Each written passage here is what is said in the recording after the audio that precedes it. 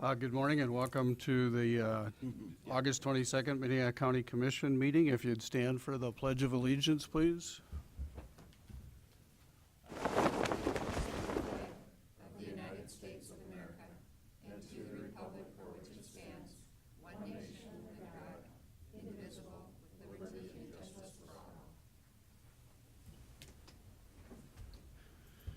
Again, welcome and thank you for being here. Just remind you to silence your cell phones if you haven't done that already, and meeting documents are next to Commissioner Bender. And if you need a listening device, Carol or Craig would be able to help you with that. With that, we'll go into the routine business. The first item is to consider a motion to approve the agenda. Second. We have a motion and a second to approve the agenda. All those in favor say aye. Aye. Opposed? Motion unanimously passes. Item 2 is to approve the commission minutes from August 15th, 2017. Motion to approve with an amendment. Second. We have a motion and a second to approve the minutes with an amendment. Do you want me just to read the Here, amendment? please. The amendment is going to be under revising the liaison minutes at the end, and I'll read you what I've come up with, just because it just felt like it wasn't explained really well. Commissioner Heiberger reported on attending the South Dakota Association of County Commissioners, SDACC, Board of Directors meeting in Chamberlain, South Dakota on August 9 through 10, 2017. Resolutions were brought forward by Pennington County, with one being chosen to bring to the upcoming SDACC convention. Resolutions prepared by Minnehaha County will have to be voted off the floor at the SDACC convention. That would be my amendment. That's okay. Excuse me. We have a motion and a second to approve the minutes as amended. All those in favor say aye. Aye. All opposed, nay. Motion unanimously passes. Item 3 are bills to be paid of $4,252,756.90. I'd make a motion to pay the bills with one change, please. Is there a second? There with is. that change? My change would be to remove the bill for Dakota Psychology. I think that's how what the name of the bill, for $3,281. That bill was actually supposed to be a state bill and not a county bill, so we removed that. And there's just an additional, I'll wait for a second, or there was. My additional comment was just to remind department heads that we can purchase chairs for our office chairs from Pheasant Industries, and just to make sure that I noticed there is one office chair purchased from an outside company, that we make sure that we're checking Pheasant Industries to see if their prices are more competitive than going to other people in our community. So that would be my comment. Mr. Chairman, Yes. obviously I'm in support of Cindy's motion. I know there's a reason that we have her on our mental illness board there, so she's on top of it. But I would just comment on our bills.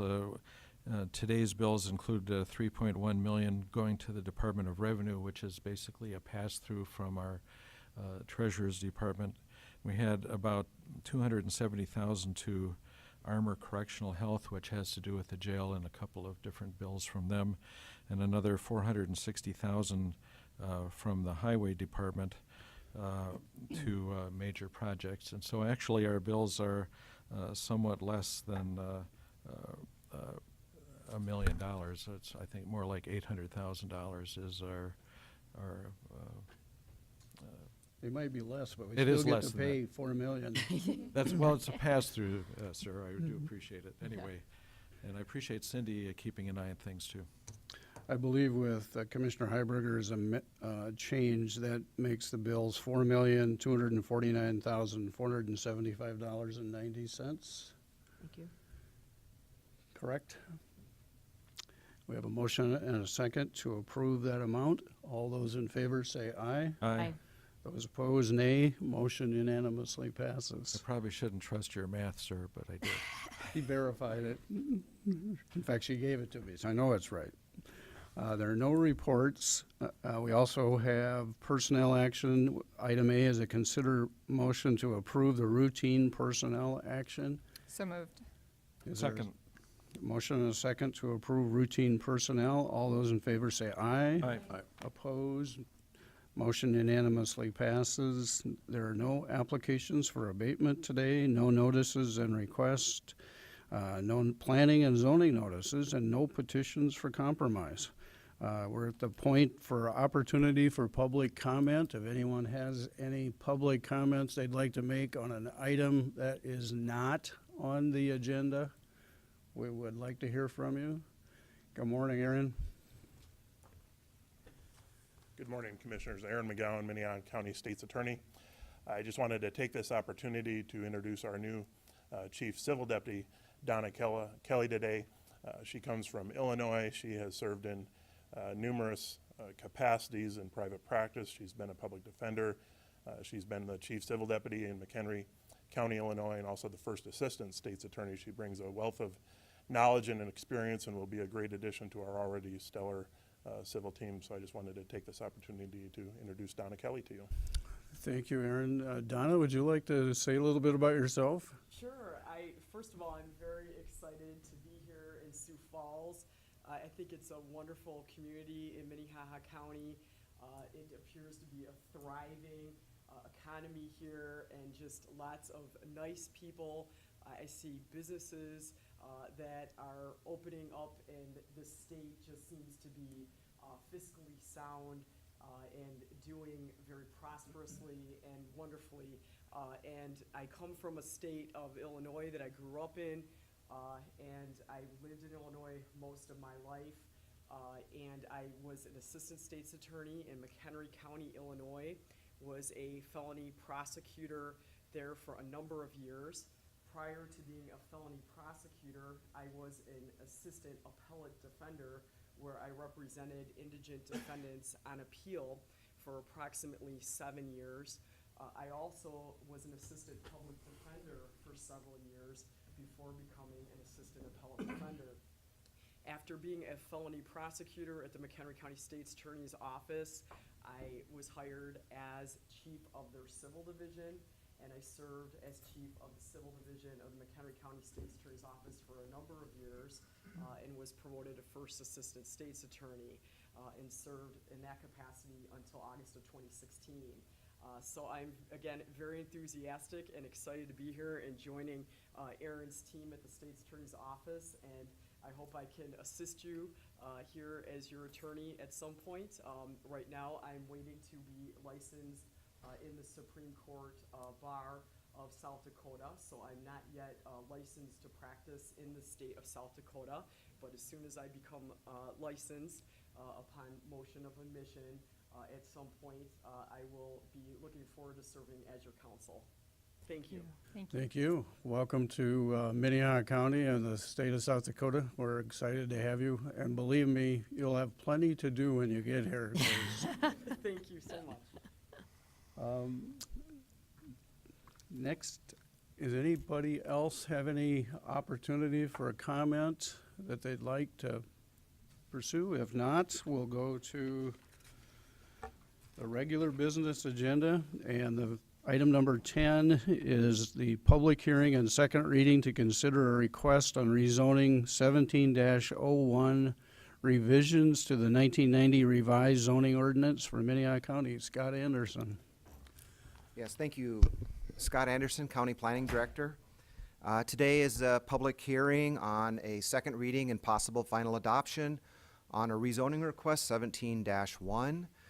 I'll give you a brief overview of the proposal, and then I'll be here for questions that you may have. I know that there are participants in the crowd for both opponents and proponents, so with that, we'll start the PowerPoint presentation. This is the applicant is Eric Willitson on behalf of the property owners, Doug Bacon.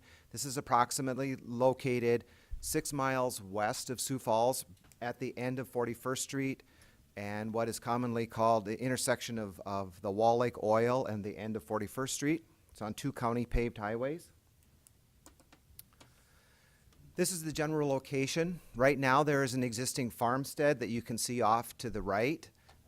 It's in a shelter belt. The rest of the property consists primarily of agricultural land. There is a segment of floodplain. The Wall Lake outlet flows through what would be approximately the middle of the parcel. This is probably the most important part of the presentation.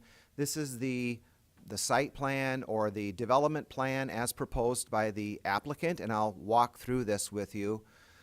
This property consists of 80 acres, and there are 5 sub-areas.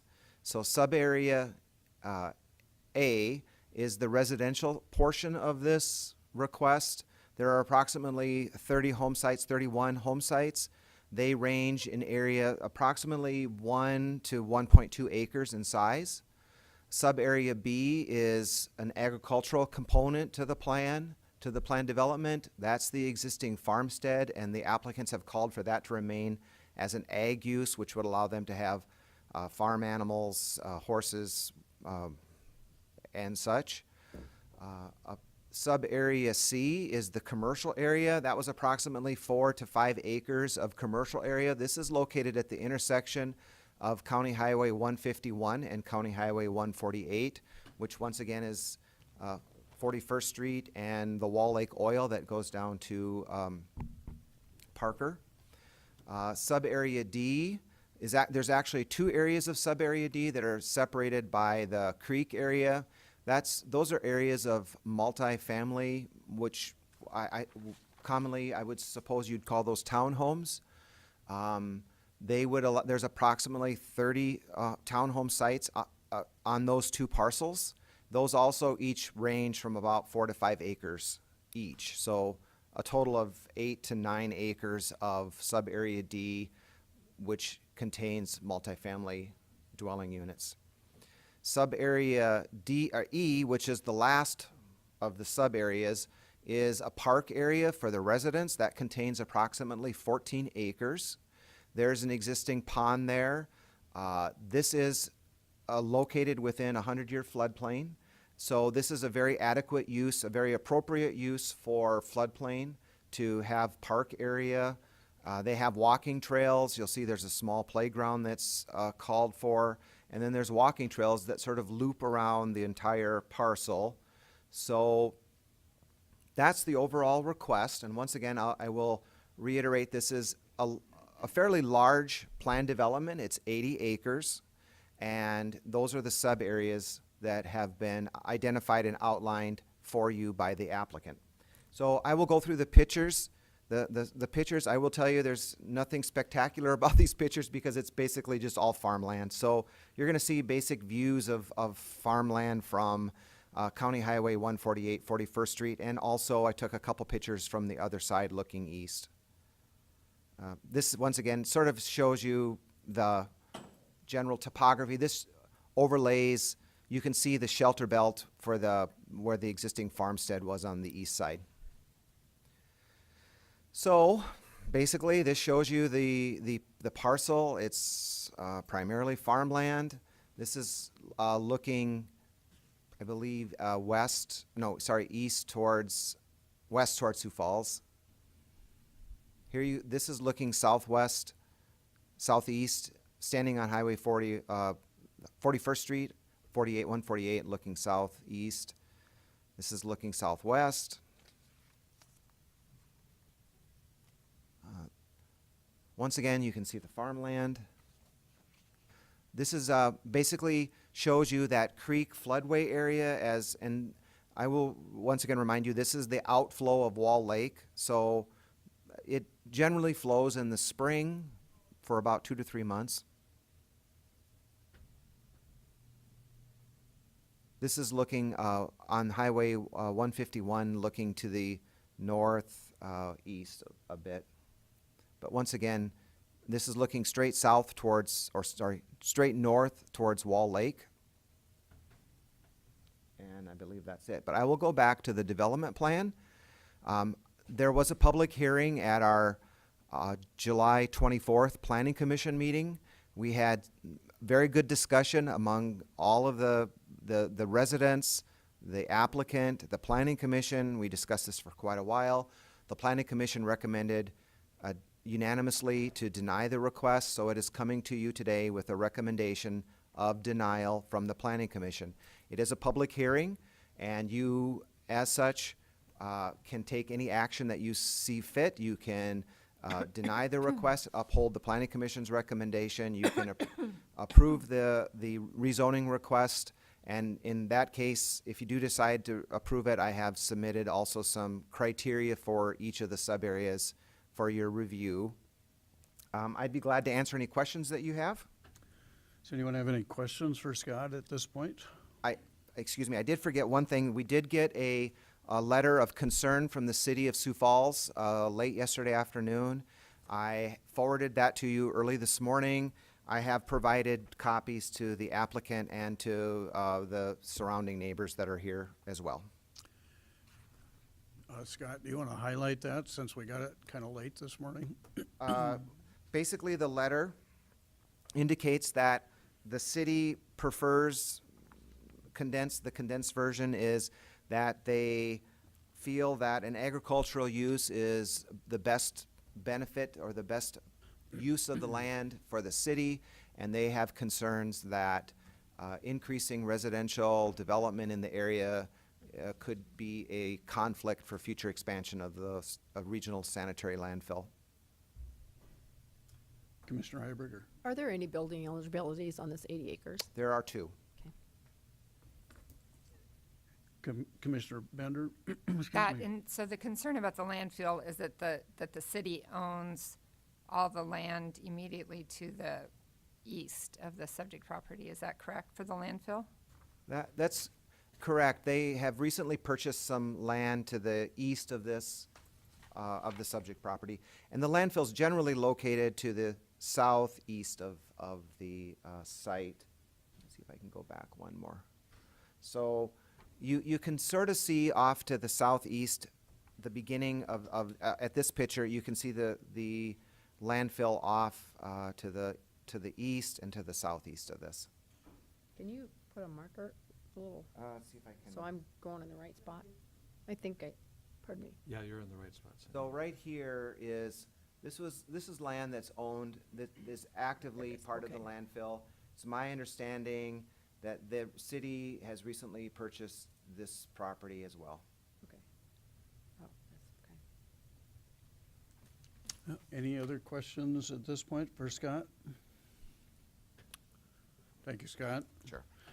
Because this is a public hearing, we try to keep it as organized as possible. So we'll start with the proponents of the petition, if you will, and the application, and then we'll go to the opponents. And if I might, just to help a little bit, could you give me an idea how many people who are proponents that will probably speak this morning?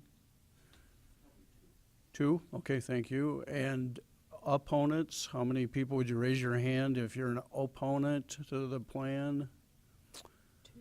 One over here, Three. too. 4. Okay, we got 4. Okay, good. Thank you. The petitioner, obviously, and you do need to give us your name and address, and everybody else will need to do the same, if you would, please. Morning, Commissioners. My name is Eric Willardson. I'm with Willardson Lund Engineering here in Sioux Falls. Here on behalf of the Ahrens family. The Ahrens family are also present here this morning. The Ahrens family are the owners of the property. They have farmed the land for the past 50 years or so, since the early 60s. They're at a point now where it's their desire to develop the property in some manner, and as there's no one in the family to take up the farming aspect of it. So we worked with the planning staff. Scott was very helpful in helping us develop this comprehensive plan for development of the property. We think it provides a diverse economic opportunity for Minnehaha County. As Scott indicated, we have, there's multiple uses identified here with the commercial opportunity on the corner. And as Scott indicated, we are on the intersection of 2 county paved highways, major thoroughfares to Hartford and the city of Sioux Falls. Also, Obviously, the rural residential development, there was some resistance, it seemingly, from some of the surrounding neighbors concerning the density. We are at the over an acre per lot. Certainly willing to maybe compromise that and include some larger lots rather than an acre. That's something we would consider possibly, you know, if this plan is approved, we, as a plan development district, we would need to bring back a final development plan for consideration, at which time, you know, those type of density issues can be addressed. As Scott indicated, there's also a couple of multifamily areas that we've identified on either side of the drainage way. I think it's probably a stretch to say that there would be some kind of apartment buildings or something like that out there. I guess if you were to approve this, we would entertain an amendment to that sub-area regulation that would limit the number of units to no more than 1 per acre. That would put 4 to 5 units, twin home, fourplex type multifamily, and we think that's more appropriate for this type of a setting. That an apartment building probably is not feasible for the area. I guess there was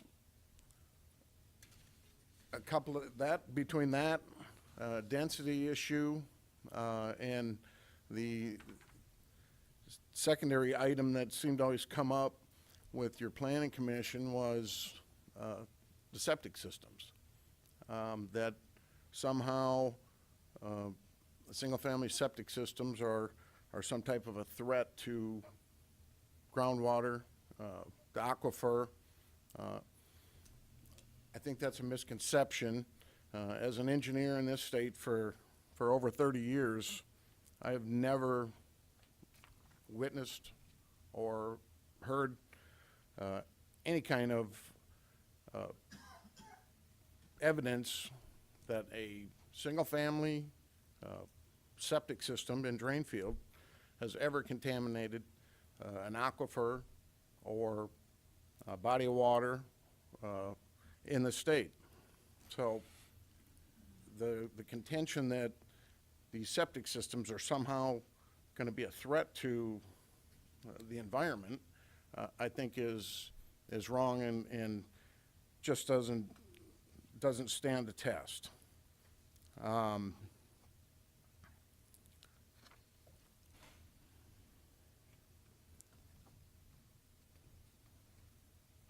I guess we did have a public or a neighborhood meeting, or we tried to have a neighborhood meeting. We sent notices out to all the surrounding neighbors, and was apparently we didn't at the time we didn't think there was any opposition to this because no one showed up. So we've the errands have tried to go out to the neighbors and get there, take on the development. Again, this density thing came up. I think one of the planning commission members equated this development into the next city in the state of South Dakota, or in Minnehaha County. And it's just, I think that's a stretch, and that there are similar developments very close to this. We don't see the landfill as necessarily a bad neighbor. There are similar developments closer than this one would be to the landfill that have more housing units than this does. You know, look at the map. We don't feel that the landfill is going to expand in this direction. If you see on the map that they showed it, only a very small portion of what they're going to expand to would come in this direction, and seemingly they screen from view with their existing facilities, and I would assume that that would continue. Certainly, anyone that was a prospective homeowner in this area would obviously realize that they would be moving into an area that's next to the landfill. And again, I guess we don't think that the landfill is necessarily a bad neighbor. I guess lastly, we feel this is an opportunity for economic development for the county. The county is losing literally hundreds of acres a year to the cities, and that has to affect the tax base somehow. We understand agriculture is a very important component in Minnehaha County, but I think there's room for some alternative types of economic development that can add more to the county than this land can as ag. I guess with that, I would entertain any questions that you might have, and I think one representative of the family may want to say a few words as well. Okay. Mr. Thank you, Chairman? Mark. Is there any questions for Mark, Commissioner I don't Burth? think I remembered to ask this question in our planning commission meeting, but the Dakota Access Pipeline going through there, how does that constrain development on this land? I mean, you have that wetland already, and then you have the pipeline going through there. How does that affect There are use certainly of the property? restrictions within the easement of the pipeline. If you'll note on the drawing, the pipeline crosses through the property from the northwest corner to the southeast. So certainly you can't build structures within their pipeline. We don't see it as a safety issue. Pipelines are strewn throughout the country and through many residential neighborhoods and don't pose a threat. So other than not being able to build directly over it, and that's why we've tried to lay it out so that we'll locate around it, but certainly can't be over the top of it. So in that respect, it's there.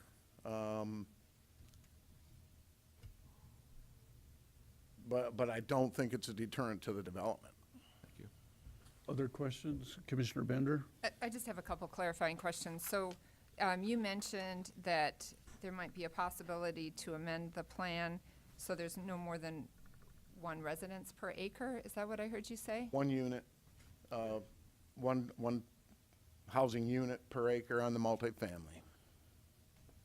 So that would be the areas that are sub-area D? Sub-area D. So you aren't going to have fourplexes then? Well, you could, because it's a 4 acre or 5 acre parcel, so you could put 4 units in there, or 5. 4 or 5 fourplexes? No, Okay, I'm 4 or trying to 5 make sure units. that I So understand what maybe you're saying. well, and I have an alternate plan with me. I don't know if Scott, if there's any way we can do it, but it just indicates instead of having multiple buildings there, it's I think on the 5 acre parcel, it's a triplex and a duplex or twin home type thing, and on the other one, it's a fourplex or 2 twin homes. Again, that goes back to the septic system. I mean, we're talking a drain field and septic tank and drain field type system, and state law would restrict that to 1 acre per unit. Okay, so right now you're saying state law would not allow what you've got drawn, what's drawn up here? State law would not, well, that's conceptual. State law, I think what Scott has written into the sub-area regulations or changed it to was 5 units per acre for sub-area D, and we're saying that needs to be changed to 1 unit per acre in sub-area D for the multifamily. Other- But again, and again, what that will do is reduce the density. And the concerns were about density and septic systems, which the density is no more than the other rural developments. We just think this provides some additional opportunity with the park and recreation area for the people, the commercial development on the corner, which we think would coincide with similar developments to the north and to the east. We just think this is a good economic development plan for the county. Commissioner Bender, do you have another question? I do. I don't want to hog all the questions. So you had indicated that, that if we looked on the map, that we would see that there are larger housing developments adjacent to the landfill. And from what I see one set of what looks like maybe 6, 7 houses that is directly to the east of the landfill. But then there's nothing else that's directly adjacent. There's houses obviously to the north of 267th Street. Is that correct? I don't know if it's, I don't remember what the name is, if it's Country Estates or whatever, just to the northeast of the landfill. That area there, which is about the same size as this, has over 60 units in it. But it's not adjacent, and it's further And north. this isn't adjacent either. It's directly adjacent to the land that the city owns for the landfill expansion. Just across the street. No, it's directly adjacent to it. Next door. This is across the street. Those are across the road and further north. I just wanted to make sure there wasn't Right. something I was missing. So, And just to the, there are other rural residences to the east, immediately to the east of the landfill, right, that- those 7 or 8 or whatever, however many there might be there. probably 10 or 12. I Other see 1, 2, questions 3. for Mark? Scott, I have a question, if you might, that I should have asked while you were up there, and I apologize.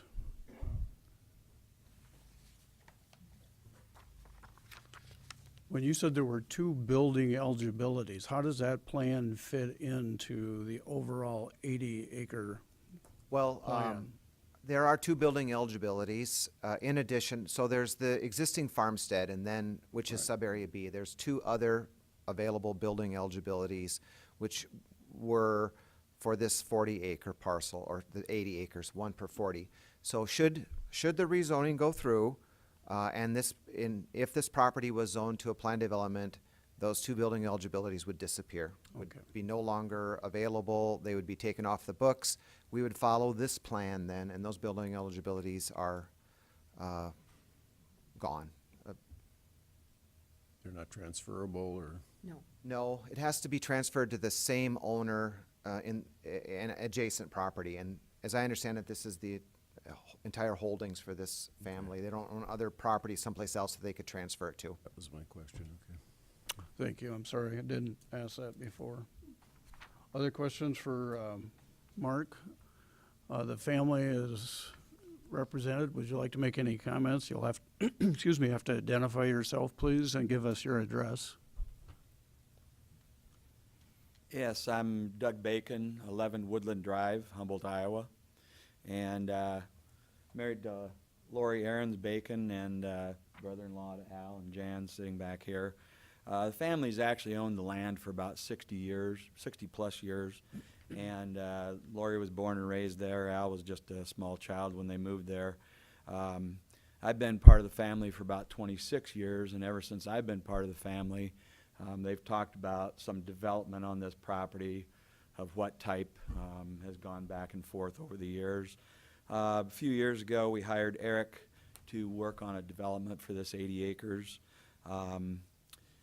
When we started moving forward with that, part of the process is that we visit with adjoining landowners, send them a notice, do a community meeting.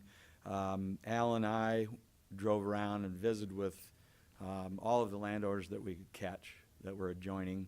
Mr. Pestrello would be just to the northwest, and he's the one that we did not catch. But otherwise, I think we talked to everyone. Those that were out of state, we called and talked to them on the phone. Then we turned around in April of this year, April 23rd. We did a meeting, a neighborhood meeting at the Prairie West Branch Library on a Sunday afternoon. Nobody showed up. So I guess after visiting with everyone and no one coming there, it was a little bit of a surprise to us when we came to the planning and zoning meeting and had some resistance from the neighbors. I wish that we could have visited with them prior to that and, caught their feelings and shared what we were all thinking of doing.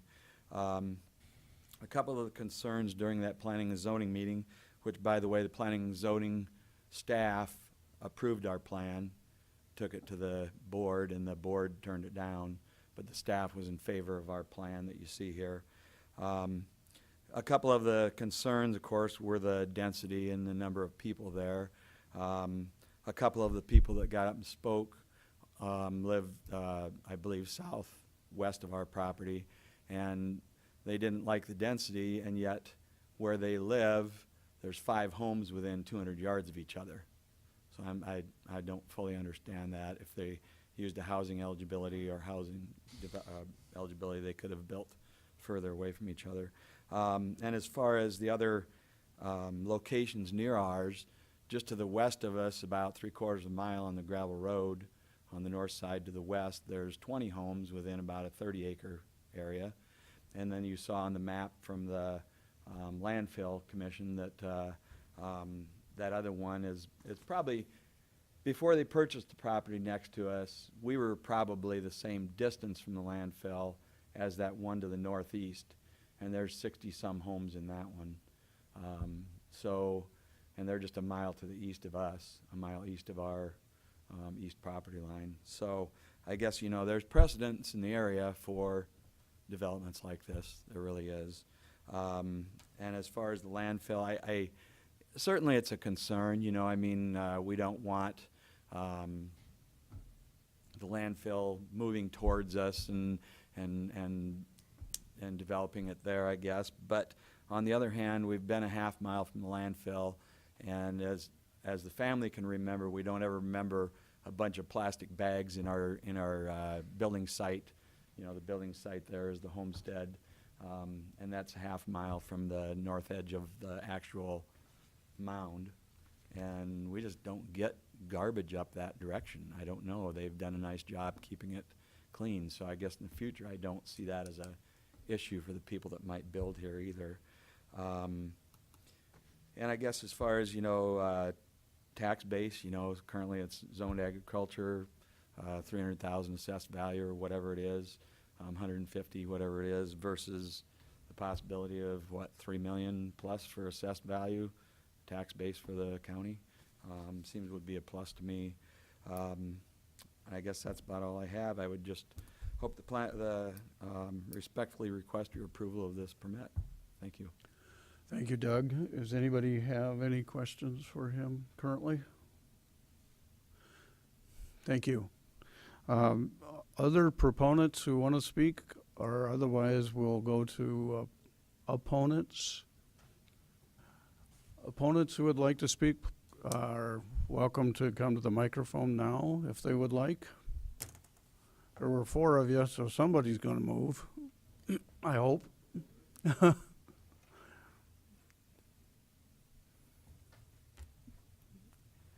Brian Duffy, 26748 463rd Avenue. Concerns is the pipeline. You know, if it does break, which I hope it never does, but where the commercial part is, that's probably going to be all asphalt. I mean, they're going to come in and tear up all that for that reason. And the water usage. I've talked to World Water, and the line that supplies the 4 houses that are on 463rd Avenue, we're on the end of the line, and that line ain't big enough to supply that. They'd have to have a new line that would come 7 miles from the tower to support that. And then the creek they got running through the pond, I don't know what comes out of Wall Lake, but you know, the cows that are around there that go into the creek and all that. And a lot of people play in the creek, and I don't know if the pond's gonna be used for swimming or just decoration. And another concern is the landfill's right on the corner. You can put garbage a half mile from the road. Whether they go either way. And I know Saturday morning it was awful calm and dewy, and you could smell it. Having coffee on the porch in the morning. Okay. Any questions for Brian? Excuse me again, Commissioner Karski. Could you just point to your property? Is it on? Yes, if you look to the north, 463rd Avenue, It's underneath the corner map. On that map they gave you, it's a little 2-acre parcel, which I got off of the 40-acre housing eligibility. So There. it's on to the north of Okay, this. 463rd, come down to, Yep, okay. that's But, right, and you're where? I'm right there. Right there, okay. Yep. Thank you. Any other questions for Brian? Thank you. Any other opponents who would like to speak, please?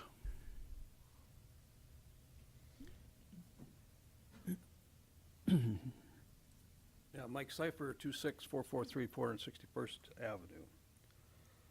This is always interesting when we get into these deals. You heard the wonderful word precedence once again.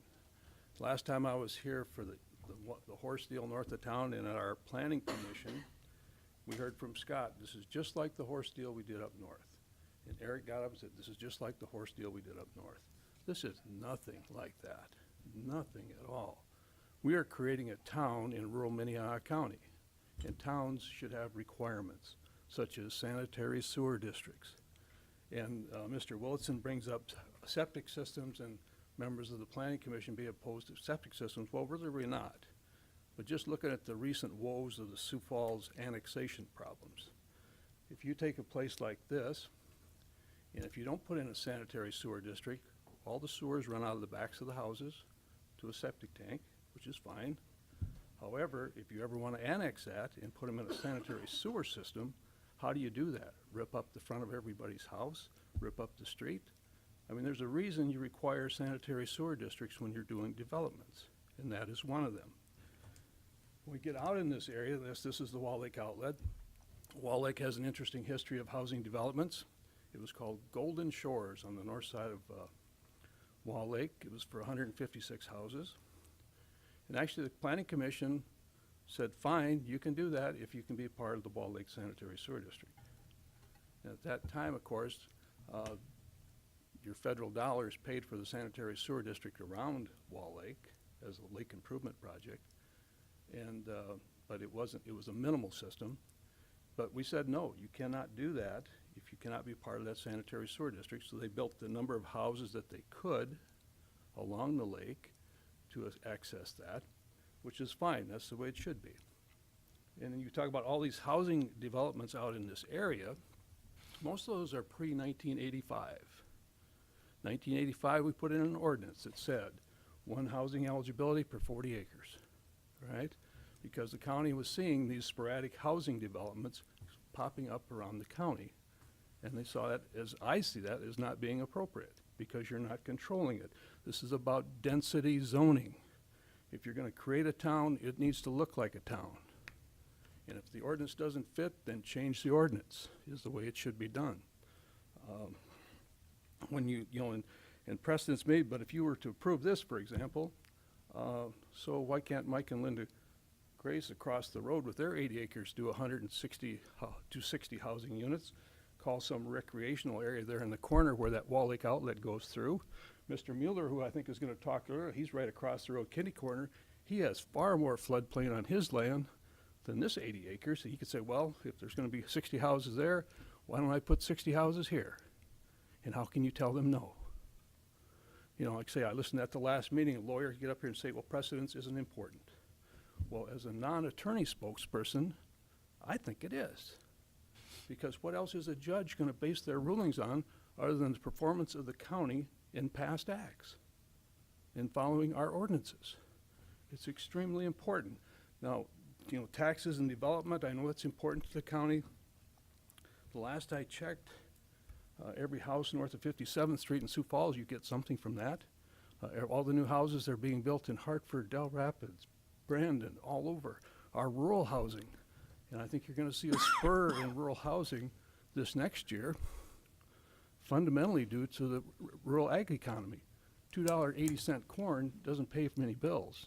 And a lot of these farmers are going to have to start selling a few assets, and the number one assets landowners in Minnehaha County hold is building eligibilities.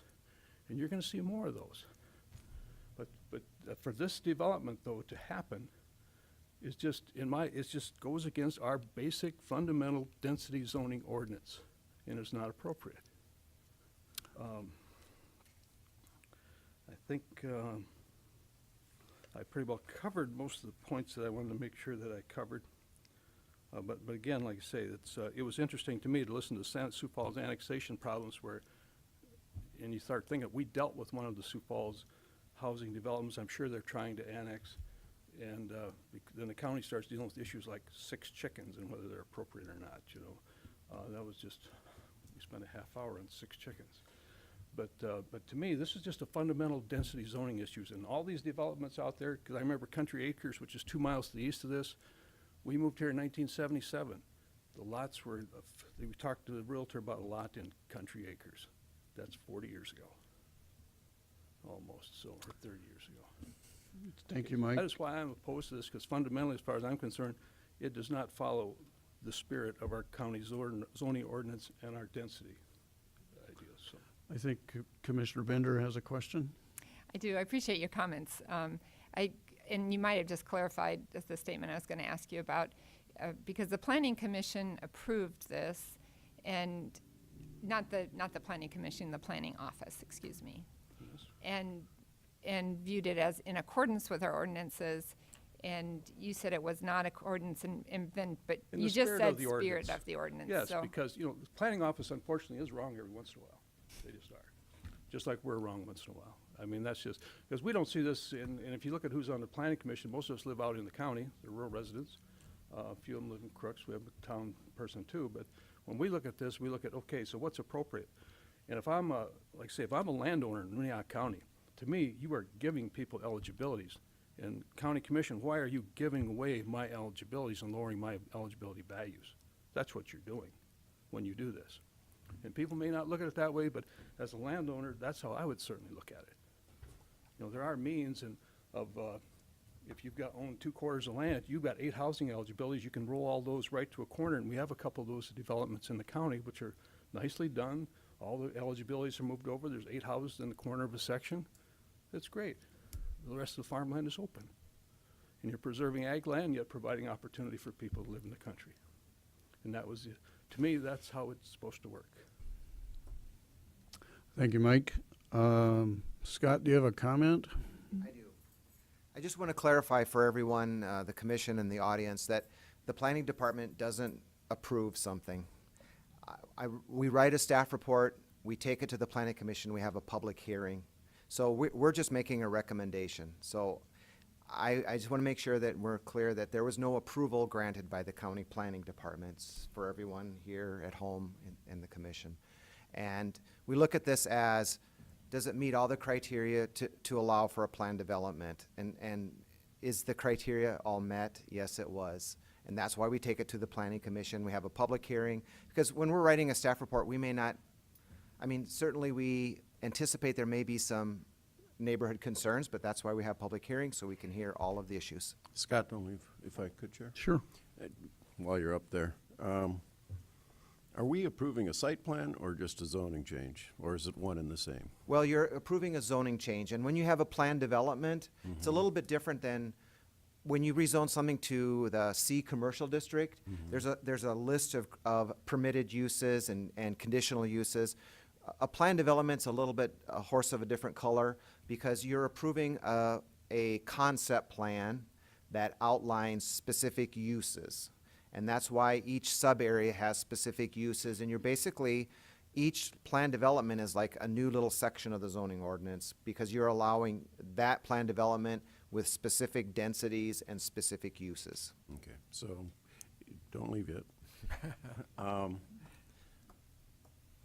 back to Mr. Willison's comments about I'm still trying to get my mind around that, changing it from the multifamily to single family, is that a requirement based on state statute where you can't have fourplexes on that, the way it's drawn up? Is that right? Well, I think what Eric Willison's intent is just basically to reduce that density down to an overall density of 1 housing unit per acre. Plus. And there would be 4 acres there, so, you know, basically he's limiting to, let's say, 1 fourplex, as I understand it. one fourplex on all 4 acres? Yeah. Okay, So versus you'd end up with 4 a. fourplexes. Yeah, you'd end up Okay. with basically an overall density of one housing, It'd still be a one dwelling fourplex, unit. but it would be on the same number of acres Yeah. as well. Okay, now I got it. One other question. Street access was brought up at the Oops, sorry. zoning meeting. Are there, because this is a county highway, we've got 2 off of 148 and 1 on 151. What are the standards for access off of a county road like this? Well, they would have to get an approach permit from the county highway department.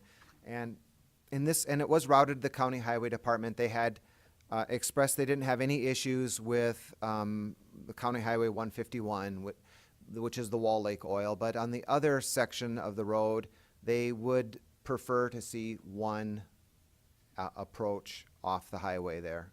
And so there may be some revisions, some overall, if it was approved, there may be some revisions to the concept plan where you may only see one way in and out of there.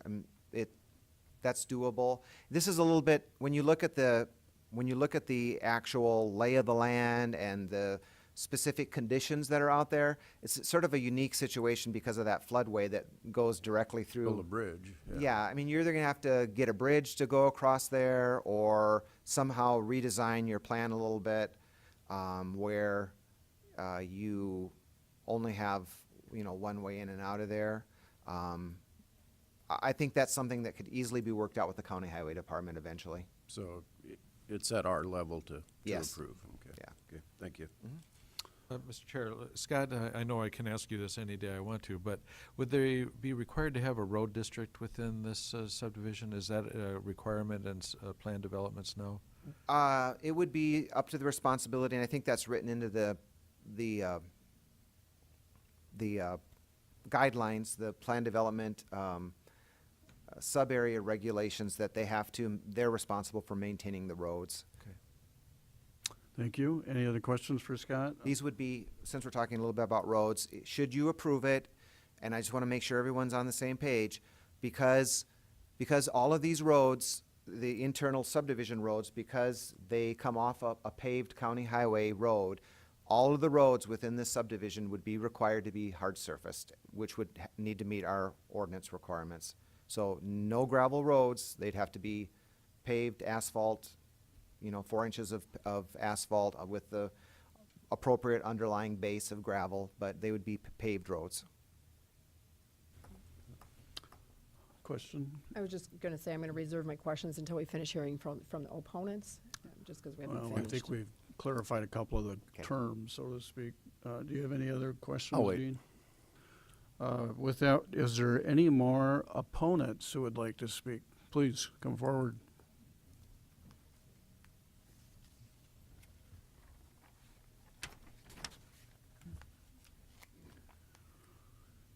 Wayne Prostrello, 26681, 463rd Avenue, and I'm just northwest of the intersection.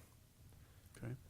When I bought my land 20-some years ago, it was the idea that you had eligibilities available to us. I own 3. I own 2 now because we built a house out there. My idea was to never have no more neighbors except, in this case, 2 at that location and 2 across the road from me. If this goes up there, like I said, it's a small little town. I want the rural area to be left alone. It's my dream to be out there and not have 100 people, 150 people move out there in the corner. It makes it very dangerous for the intersection. It's a very busy road. Both roads are very busy with the landfill and the construction that goes on that area. And the farm trucks are always rolling. Is that I wanted to have a peace of mind out there, and mine was to have 2 eligibilities for mine, which are going to be used anyway, but the corner should be left agricultural. And the water is still running right now today from the rain yesterday. Thank you, Wayne. Does anybody have any questions for Wayne? Thank you, sir. I think there was one more if they'd like to speak, or if if it's already been discussed, that's fine also.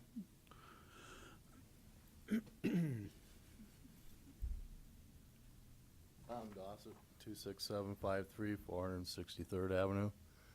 I moved out there 5-6 years ago. Pretty much the same reason Wayne did. I lived over in that other development by the landfill over there. It got too packed. When I moved in there was 4 or 5 houses on the back road in there.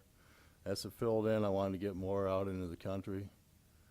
And I looked for places, and I used the housing eligibility thing, thinking that the county's not gonna let anyone do developments around me. And my biggest concern with that, there's 4 acres behind me that the farmer owns directly behind my property, and plus all the other land around there. If you let, it's an old farmstead. Where the 2 houses are, you go directly west there's an old farm place out in there. What if he wants to develop that and put a driveway right around my property? Then I'm gonna have a development over here on the corner, a development behind me, and who knows how many other developments we're gonna end up having in that area. And I always thought that the reason for the housing developments was to keep that down to a certain number. I've got another housing eligibility. I'm not planning on using it. Jeff to the north, he has one. He's not gonna use it because we don't want any more houses in that area. And something nobody mentioned, I don't think anyone has mentioned it, they're gonna have a substation right across to the north. That creates a lot of noise, safety issues, and no one's seemed to mention anything about that in this meeting, but I just thought I'd point that out, that that's a horrible place for development. And I think with the 2 housing eligibilities, build 2 houses there, that's what they want to do, and leave it at that. Okay, thank you, Tom. Any other comments? Any questions for Tom? Thank you, sir. Thank you. I believe we've heard from everybody who wanted to be heard. Is anyone else, just to make sure, want to add comments or responses to some of the other comments that were made? No one's moving, so I'll turn it back to the commission for action. Commissioner Heiberger. I have a couple comments, maybe questions too. One, I'm disappointed that the highway is not here. There isn't anybody that I could tell was from here from highway, just from reading what they had said, you know, about the roads. I sat on the Sioux Empire Housing a few years back, and one of the concerns that we had, it was in the city of Sioux Falls, was that there was only one access in, and they said and it was an issue. We were trying to figure out, I think, Dean, you were on there possibly the same time I was, and it was a huge issue that we discussed regularly, that there's only one access to get into these houses, and there was only a couple of houses in that development. They talked about snow removal, they talked about emergency response, getting in and out. They said this is not the way you want to build a development. So that was a huge discussion. So that would be, I would have liked to talk to the highway department, because they don't want anybody coming out on 148. And how many accesses would they allow on 151, and how are you going to get all those people out of there? I mean, that would be one of my concerns. I don't have a problem with septic systems. I have one myself, but I do have a problem with that many septic systems, just because of the same reason somebody, maybe it was Mr. Cipher, said that this is a great plan. I love this. This looks beautiful, but this belongs next to Sioux Falls, not out in the middle of the country where they have building eligibilities. I also have building eligibilities. I live in the country. I think it's really important for us to maintain those, because if we start doing developments in the country where we have set up our ordinances to protect agricultural land, and we start putting these in pockets around, we've just blown up our ordinance. Those ordinances are worth, those building eligibilities are worth money. Example, 6 acres just sold recently close to me for $191,000. Now, I'm not gonna say every 6 acres is gonna sell for that. I think this was probably a unique situation. But they have value, and if you put, I don't know how many houses in that little spot, the people that live around them that have building eligibilities, those prices are they're gonna drop, because why would I build across the street if I can build in here, and in that building eligibility, I can get an acre, and it isn't as expensive. and the streets are going to be paved, and you're going to destroy that that equity that farmer has in their land. I also think it's important that the farming agriculture is maintained. I just don't think this is the appropriate place for this. I think we should maintain our ordinances, and as Scott said, it's not that he approves this. Yes, it would fit. This would also fit close to Sioux Falls because it meets all the requirements. It doesn't mean it's something we have to approve. Trying to look at my notes and see if I missed anything else I wanted to talk about at this point. I think it's important that we preserve agriculture. It might be possible to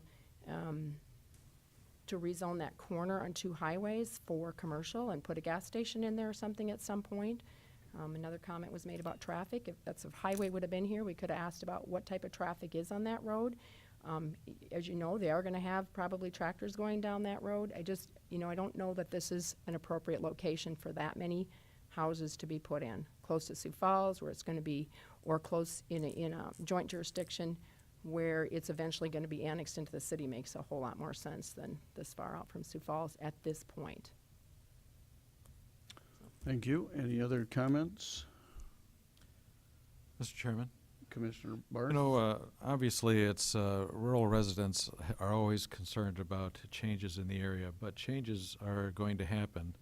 Clearly, this isn't the same as it was 60 years ago or 100 years ago or 150 years ago. And, you know, if in the spirit of keeping Minnehaha rural areas rural, you know, I suspect we would have objectors to a large dairy going into this area, or perhaps even a solar farm or a windmill or a gravel pit or whatever goes on. And, you know, on a philosophical basis, I sometimes wonder if we should allow any new additional dwellings in the rural area.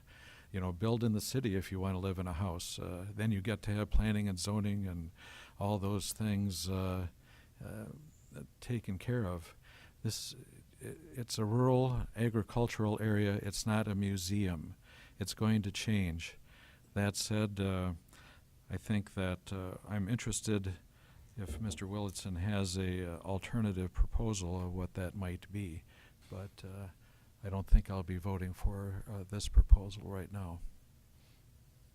Well, I think the alternative plan would have to go back through planning and zoning if, in fact, they want to present that. Commissioner? Go ahead. Dean, I'm sorry. Thank you. You know, I look at property rights and feel that, you know, coming into today's meeting, that as a landowner that you have distinct and very set property rights. So you own the land, you should be able to, within reason, do what you want to on your own property. That being said, 30 plus years ago, as Mr. Cipher said, we did change our county statutes so that we don't run into the issues of sprawl as we are. Just a year ago, it seems like longer than that, I was on the annexation task force for the city, and we're looking at, you know, properties or developments similar to what this one is being proposed at, that when they were done were 3 miles out of the city. Now they're within the city boundaries, and the people that live there are truly struggling to with annexation because, well, the cost, and they don't want to be. And now we have issues with sprawl and moving this out into the county. I think there is a better plan. It goes against my philosophy of landowner rights and being able to, within reason, do what you want. But I go back to the standard of reasonableness of, we've been doing it this way for 30-some years. We do have to protect eligibilities, and it does come down to those standards that I'm going to be voting against approving this. Thank you. Commissioner Bender? I've struggled with these. I struggle with these every time, and I visited with Scott Anderson this morning to try to, better understand, where we were as far as our ordinances and what his office was thinking about this. But I would have to say that I don't think I'll be supporting this either. I am concerned about the landfill. I don't think that the proximity of the landfill makes this an appropriate place for this kind of density of development. And, you know, I've been here long enough now to know that as land uses change, people get upset about it, and rightly so. And I think that that people, if this project did move forward, that we'd hear a lot of complaints in here, and the city would hear a lot of complaints about the landfill. And so that does concern me, and I was concerned about the road access, and the whole issue of housing eligibility rights is also something we hear about a lot. And you know, and there have been times where we've approved, you know, different kinds of projects that basically go against that, but I don't think that this is one. I do think that this is the type of project that would be more appropriate if it was closer to a city. The size of it concerns me, so. Okay. Any other comments or questions? If not, I'd look for a motion. I'll make a motion to deny. But should it be to uphold the planning commission? Is that? You want it to be? It should be a positive motion if possible. Okay, I'll make a motion to uphold the planning commission's decision. Second. Okay. Are there any other comments? Mr. Chairman, I would just say to, you know, if you have an alternative that consider what it might be and bring it forward. And a roll call, sir. We can do that. Scott, just a clarification, if they were to bring another plan, I know that needs to go through planning and zoning, but there's a time frame, correct, that they have to wait? Wait 1 year. Okay. I wanted to clarify that so that people knew that. Mr. Chairman, would it be better then for us to defer action and allow them to bring something forward in less than a year? From a planning aspect, it's a cleaner process just to go ahead and deny the request or uphold the planning commission's decision, and we start all over again, because the issue with sending this all back to the planning commission is it gets sticky with notifying neighbors, and I just would start it all over again, and that way we are re-notifying neighbors, re-advertising in the paper. Everyone we followed all the steps we need to. Thank you. Scott, may I ask a question? Certainly. The standard of 1 year, is that set by the county or is that set by statute? Pardon me, I didn't, the standard? The statute of having to wait 1 year to Oh, that's in reapply. our zoning ordinance. Okay.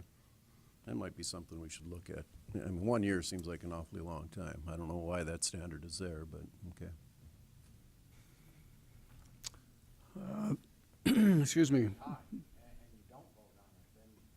Mark, you'll have to come to the Eric. microphone, please. What if you just let it die? And there's no decision made, the issue dies for lack of a motion, and so no decision made, then does the zoning, waiting a year then apply still? I mean, if we don't do anything, then there's not been a denial. Let it die, let us bring it back something else. We don't have to wait a year. I think I'll need a legal opinion on that one, just to be clear. Judy, do you want to try that? And I don't have the ordinance in front of me right now, but, yeah, but it wouldn't be a denial under the ordinance, so. Mr. Chair, I'll let Scott answer first. Scott? I need to come back and re-correct myself. I just pulled the zoning ordinance. It's 6 months. So they only have to wait 6 months. Okay. And I wanted to just verify that. I went and pulled the zoning ordinance, and it's 6 months, so. Okay, that's better. My gut feeling tells me that 6 months is more of a reasonable time frame to redevelop, even if it seems too long. It's part of our current ordinance. We wouldn't have any problems with the legal aspect of this, or concerns from the neighbor, or frankly from planning and zoning to have an opportunity if they wish to do that. Any other comments? If not, we will do it on roll call, and again, this is to approve the planning and zoning's decision, correct? Uphold the plan. Up- well, uphold, approve, jump off a mountain, whatever. Barth, Aye. Bender, Aye. Benega, Aye. Karski, Aye. Hiberger. Aye. Motion passes 5-0 to approve the planning and zoning's decision. Again, you have 6 months, I believe, if that's correct, which I'm sure it is, to come back with a plan if you wish. Thank you for your patience. Item 11 is to authorize the chair to sign a 2017 agreement for middle school diversion officer and disproportionate minority contact coordinator in the amount of $65,243 between the county and LSS of South Dakota. You're not Jamie. I'm not. Good morning, Commissioners. Carol Muller, Commission Administrative Officer. Before you today is a renewal, not a renewal, but it's another year of some projects that we've been doing very successfully within our juvenile diversion program. So today we are asking you to authorize the chairman to enter into and sign this agreement. It's an agreement with Lutheran Social Services in which they will provide diversion services for 8 to 15 youth at any time throughout the school year. And this is one of a few different programs that we take and offer for juvenile diversion. In addition, this person, who happens to be Annie Brokenleg and is here today, is our Racial and Ethnic Fairness Coordinator. You've often heard that referred to as DMC for Disproportionate Minority. I think we like this new title much better than the DMC person. And will be overseeing the work plan for addressing racial and ethnic disparities at the different decision points in the juvenile justice system and collaborating with community members and service providers to reduce disproportionality. And we've had some great successes. It's amazing to see the numbers that have been attending different programs. And if you'd like to have Annie speak, I know that she'd be more than happy to do so. I think she should after being here for an hour and a half. You need to speak. Annie Brokenleg, Lutheran Social Services. So yeah, I will just highlight some of the things that we've been able to do with this contract in the last year. As Carol mentioned, we were able to change the name from DMC to REF. It's a little bit more with that acronym, Racial and Ethnic Fairness is what it stands for. It's a little bit more accessible to the community. It's been more accessible when we're trying to leverage funding to pay for our trainings that we've been doing in the last year. In addition to that, I think it's definitely more accessible to the families and the youth that we work with in the juvenile justice system. It kind of lays out exactly what we're trying to do, which is, reduce the amount of youth of color that are in the juvenile justice system. So in the last year, we've been able to train over 400 professionals in the community on cultural competency, on working with youth of color in the juvenile justice system, and just raising awareness about this issue. We have had 4 different trainings with another one coming up on Thursday.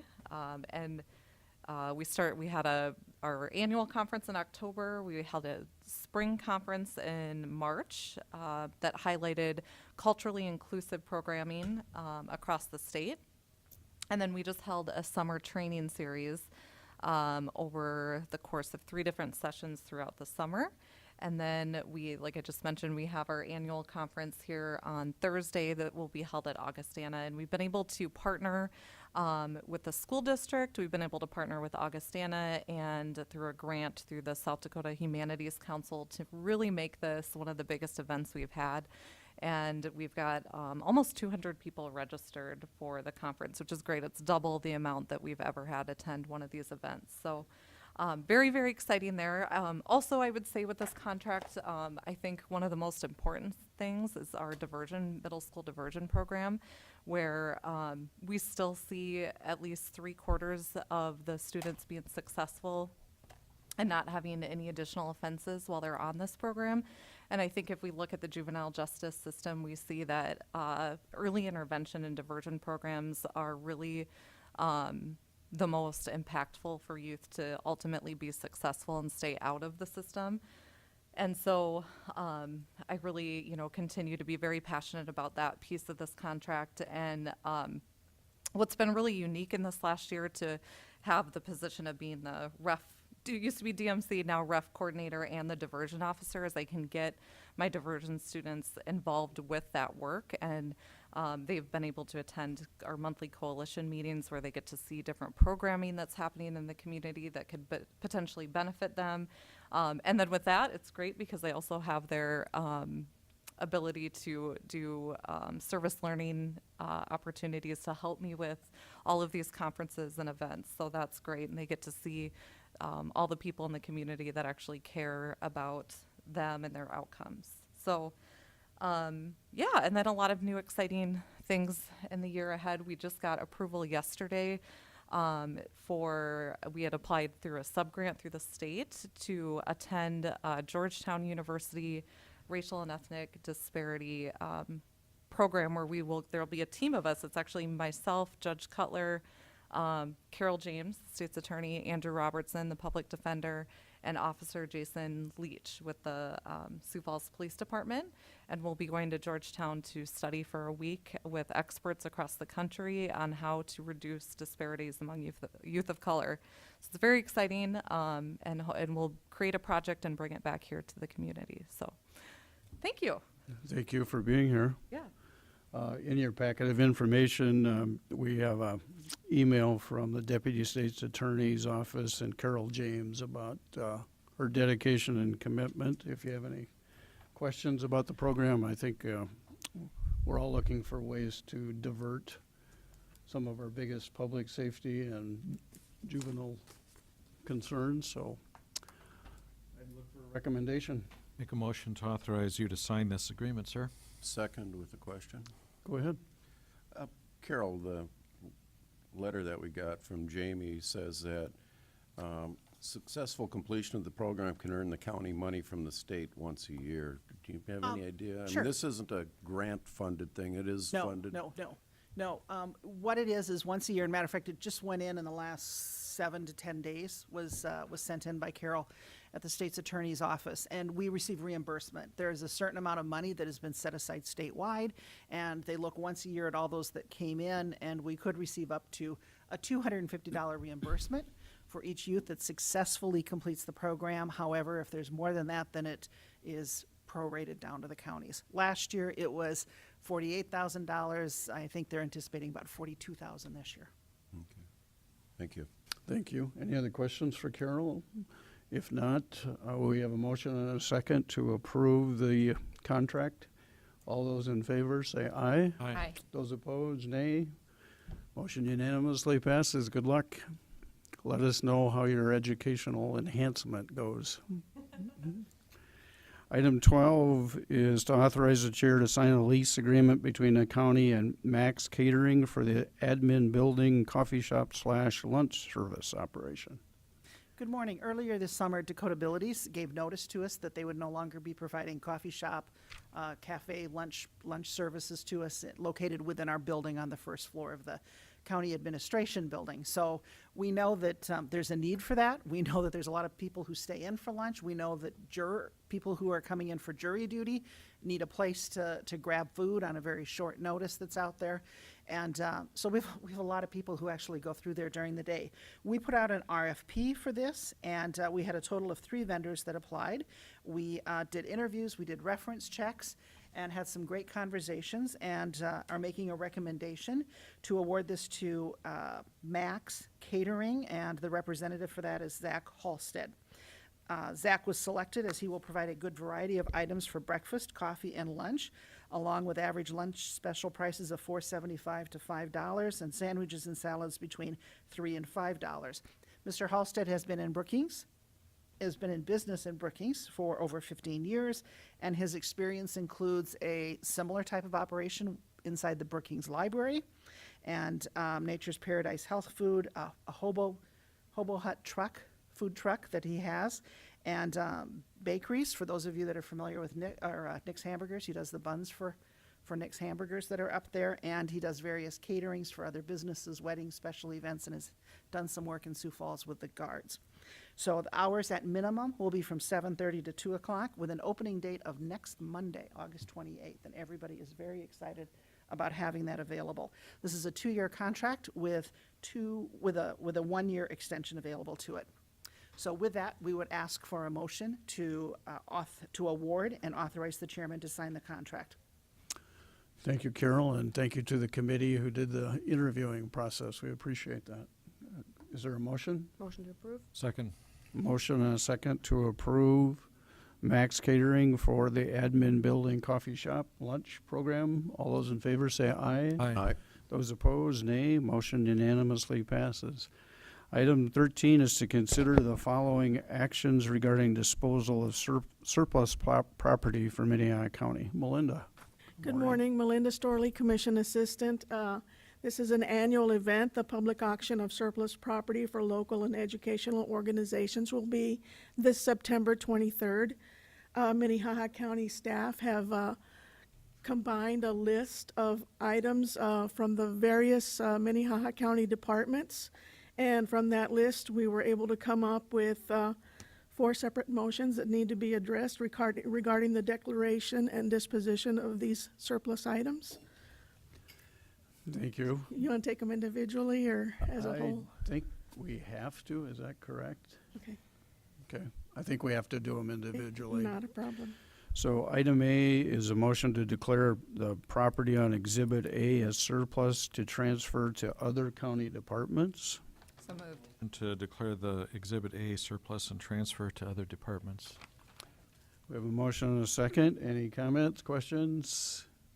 If not, I just have a comment, and there's several sedans on there, and I know that during budget hearings, there was a department that was looking for a pilot car, and there would have been a great one on there, I would think, but it wasn't requested, so I guess we'll just go without. Good point. yep, good point. Back to the motion. We have a motion to approve item A for Exhibit A. All those in favor say aye. Aye. Those opposed, nay. Motion unanimously passes. Item B is to motion to declare the property of Exhibit B as surplus for donation to outside agencies. Motion to approve? Second. Motion and a second. Any comments, questions? Requires unanimous consent. Correct. All those in favor of item B, Exhibit B, say aye. Aye. Aye. Opposed, nay. Motion unanimously passes. Item C is to declare property on Exhibit C as a surplus for public auction and to authorize the auditor to publish the notice of sale. Motion to approve? Second. A motion and a second to approve item C. All those in favor say aye. Aye. Item C unanimously passes. Item D is to declare property on Exhibit D as surplus for disposal. Move to approve. Second. We have a motion and a second to approve item D for surplus. All those in favor say aye. Aye. Opposed, nay. Motion unanimously passes. Thanks, Melinda. You're welcome. Thank you. For Melinda once, she gets. Item 14 is county liaison reports. Yes. I have a couple again. I had a couple of conference calls this week. JDAI State Conference, which is Juvenile Detention Alternative Initiatives, will be this September 25th through the 26th, and which is a Monday and Tuesday, and that'll be followed up by the UJS's Juvenile Conference, and that runs, I think, like Tuesday afternoon and Wednesday.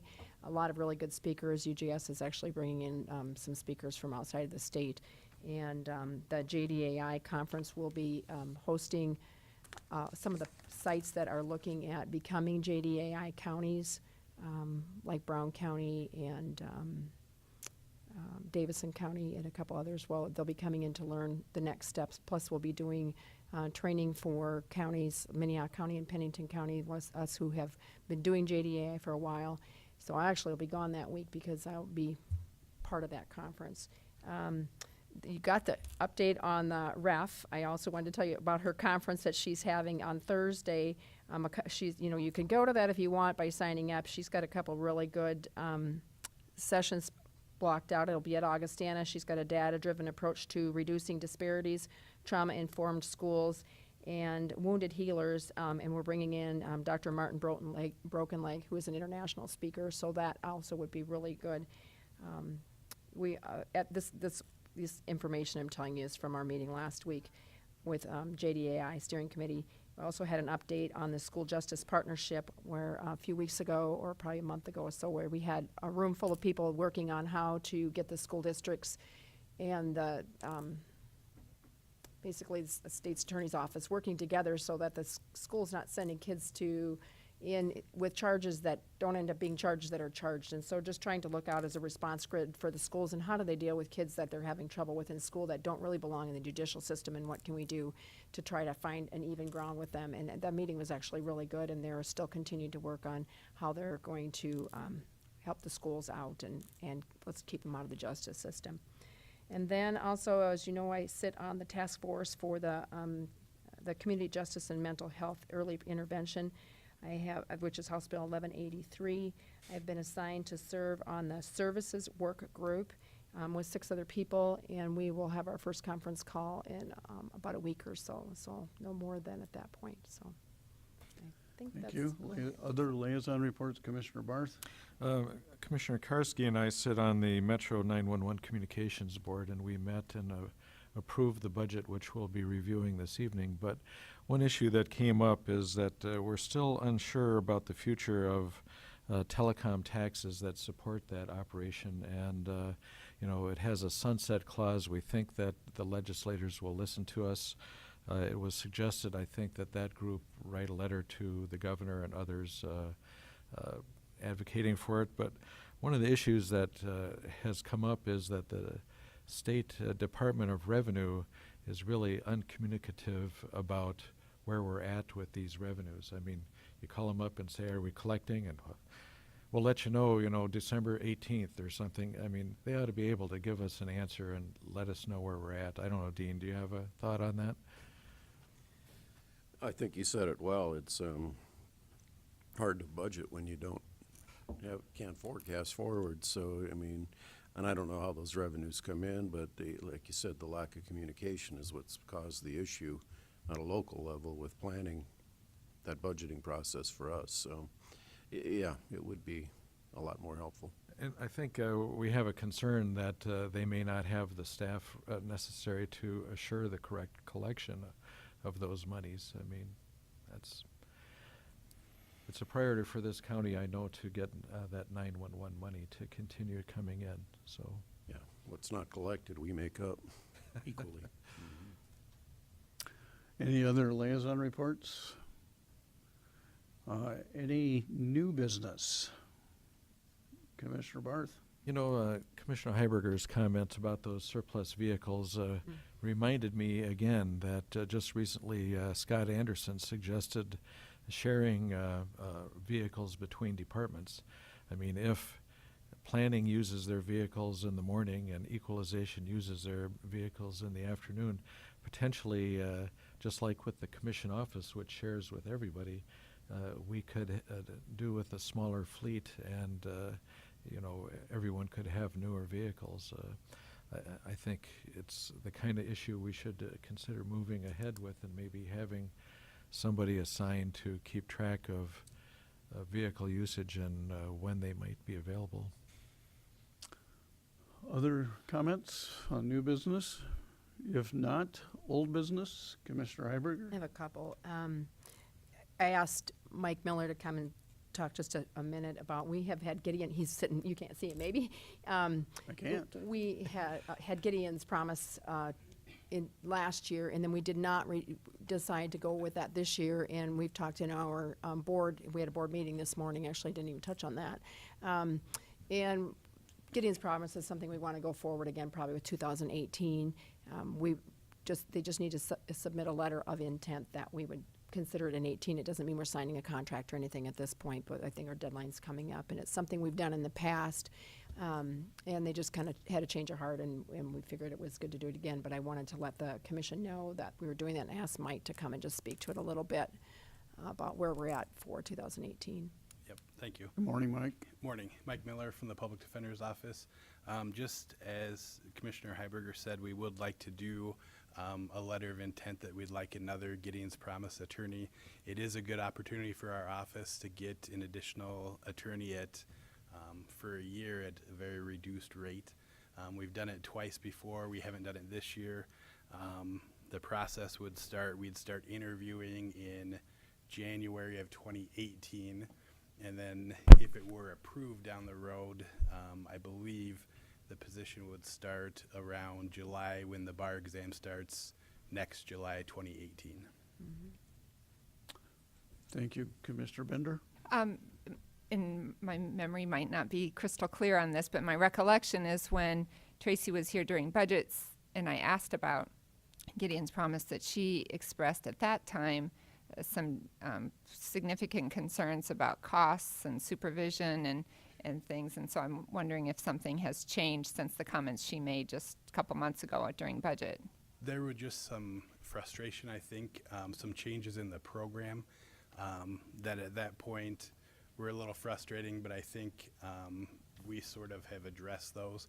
The program now is requiring $6,500 over the 3-year period in additional housing costs, and requiring us to send a supervisor along with the trainee, which at that point were new requirements in the program that were additional and a little frustrating. But I think with the benefits that we get from the program, they're still worth doing that. I'd personally like to see a memo before you guys come back that goes through the concerns that Tracy raised and the countervailing arguments with them. So I'd like to see it in writing. Yeah, yeah, no, I agree, and that is one of the things we talked about, and because in the board meeting we talked about this morning is that those costs that Tracy was concerned about, they're already paying him anyway. They have to send him to training, and so that's what the training is. That was part of it, and they just said you have to. Your office, it's in the contract. You have to pay for it. We're not approving any contracts until later. All we wanted to do was just say give him the okay that yeah you can interview, or that you can submit that you would be interested in interviewing. Is there a deadline I'd like on to that, see Mike? something in writing Yeah, before no, we do that's that. fine. Okay. Yes. I have a question as well, Mr. Chair. Yes, go ahead. So I know that when we did it before, did the students or the graduates come from the same university? Would these be from diverse universities or? Yes, they can apply from all across the country. Okay, thanks. And you want to address what was the deadline for intent? August 25th. Wow. So It's gonna be hard to get a memo. It's pretty late notice, and it's a pretty abrupt change of direction. That's a little frustrating to me. So, I mean, I guess you can sign. I guess I could approve going forward with no guarantee at all that I will make that I would be in favor of approving this when you ultimately get down to it. So you'd be at risk of some time, perhaps wasted. That's what we told them this morning too. That it doesn't mean we're going to approve a position if we get it. This is just a letter of an intent that we'd be interested in, and that's as far as it would go. Well, we have till Friday, so I think we need to do it today. And I don't know that it needs a motion. That's why I brought it under I don't old think we business. could It's do just a more to motion. let It's you- not on the Pardon, not yeah. on the agenda. Yeah, because so. it was just True. more to let you know that we had the conversation and we told them to go ahead with it, but I thought the board should know that. Yep. And I also think probably before we approve the final budget, we need to have that conversation completed, so to speak. You comfortable with that? Yep. Good. In essence, are we then if we do that as part of the budget, we'd be approving a position that we hadn't approved previously? No. There's no guarantee just because we have a preliminary budget done. We got plenty of options. And with the last two positions, those two attorneys went into open spots from attorneys that had left. So they moved into positions for people that had left. We're not mandated to hire those people. We're just asked to give them an opportunity to apply for a position. I have one more old business. Yes, go ahead. I think Carol might have a I just wanted to make. comment on the article in the Argus Leader yesterday about, were you going to talk about something else? Well, I think she's following up on Mike's Okay. comments. I'm sorry. I was just going to make one clarification for you, that when we got involved in Gideon's, the direction that you gave to the PDO, the public defenders, is that you didn't care if that position was filled by a Gideon participant or a regular staff person. So at that point, you never gave out additional positions for that, or that was specifically added in for those. Just as clarification, the commission can do as they choose to, but that was the history a couple years ago. I didn't understand that. You want to say that again?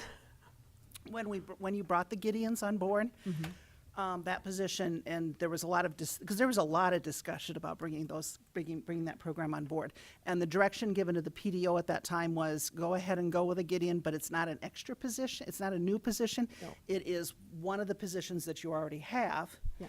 that you would fill then with a Gideon. Now, of course, the commission can choose to do however they want to, but that's a historical viewpoint, or a little bit of history. Right, and I think that's the way I understood it. I think Commissioner Bender's concern about changes in contractual issues is exactly what we talked about at the budget hearings also. So I think that needs to be clarified before we finalize a budget, if that makes sense. And I think that's the way it was presented, or you understand that. Hopefully, that's okay, Mike? It is. Yep, we can get on that right away. Thank you, sir. Yep. Thank you. Commissioner Heiberger. Just a comment on the article that was in the Argus Leader about the voting machines. I just felt like it implied that $300,000 was coming out of the general fund for Minnehaha County's budget, which is not true. That is money set aside by the state, I believe. Set aside by the state. It is not our funding. I got comments about that article, about us whining about not having money to fulfill our budgets, and yet we were going to buy $300,000 worth of voting machines. And it's just another frustration of when it's not accurately reported. Mr. Chairman, I'd comment on that too. That's HAVA funds, Help America Vote money, which is federal money given to the state and then allocated by county. And obviously with our population, we get a good-sized allocation. I would say the headlines were different than the story. That's all I'll say at this point, because I did get calls about that too, and it is not a general fund allocation for us, but that's the way, if you only read the headlines, you would assume, and that's not informative, nor was it correct. So anyhow, any other old business? With that, meeting is adjourned. There is no executive session that I believe. Motion to adjourn? A motion to adjourn. Second. Second to adjourn. All those in favor say aye. Aye. One extra just comment, city and county joint meeting tonight at 5. I think we have a quorum, but if somebody changes their schedule, please let Carol or Craig know immediately. Thank you.